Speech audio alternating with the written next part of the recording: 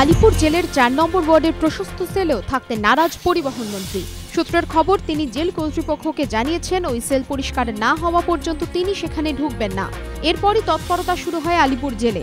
সেলে রঙের প্রলেপ দেওয়ার পাশাপাশি চলছে সাফ সুতরো করার কাজ। মদন মিত্রর জন্য আনা হচ্ছে নতুন বালিশ ও বিছানা। ওই সেল যতক্ষণ না পরিবহন মন্ত্রীর মনের মতো হচ্ছে ততক্ষণ তাকে জেল হাসপাতালের ৬ নম্বর ওয়ার্ডে রাখা হবে বলে সূত্রের খবর।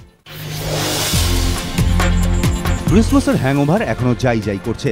জাঁকিয়ে পড়া শীতে কলকাতার রিংটন যখন উৎসবের আবহ সঙ্গীত, তখন বছরের শেষ রবিবার আলসেমি ঝেড়ে কলকাতা মাতল ম্যারাথনে। প্রায় ৭,০০০ মানুষ এদিন রেড রোড ধরে দৌড়লেন। এই প্রথম কলকাতা ম্যারাথনে দূরত্ব ২৫ কিলোমিটার করা হয়েছে। ছিল ১০ কিলোমিটার ম্যারাথন, ৬ কিলোমিটার ও ৪ কিলোমিটার দৌড়। পেশাদারী অ্যাথলিটদের সঙ্গে কলকাতার আমজনতার দৌড় ছিল আনন্দের। রাজনীতিতে কুকথার স্রোত অব্যাহত।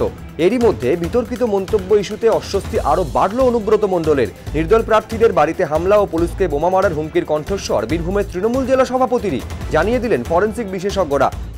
অভিযোগ, গত বছর পঞ্চায়েত নির্বাচনের আগে অনুব্রতর এই হুমকির পরই খুন হন নির্দল প্রার্থী হৃদয় ঘোষের বাবা সাগর ঘোষ।